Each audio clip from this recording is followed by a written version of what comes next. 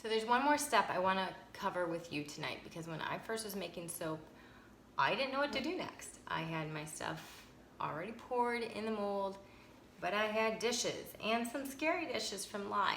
So I had to search the internet, and this is the method I use for cleanup. I gather up all of the utensils and things I've made to make soap, use my rubber gloves, and I put them all in my big pot carefully.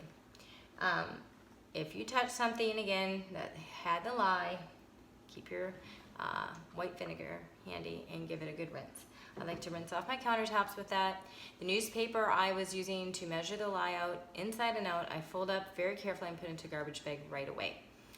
This pot then I will place in a big garbage bag, and I will put up where nobody's going to get to it. Since I have little children, I keep it up on a floor that they don't go to in our home, and I let that sit overnight for the 24 to 48 hours as well.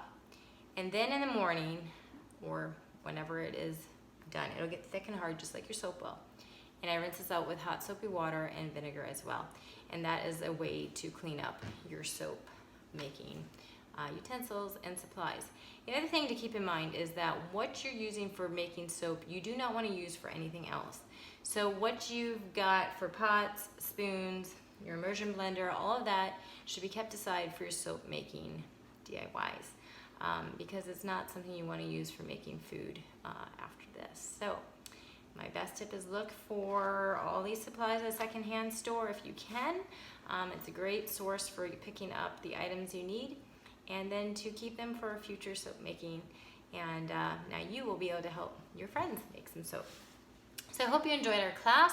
We'll touch base again in 24 to 48 hours video time, and be slicing our soap.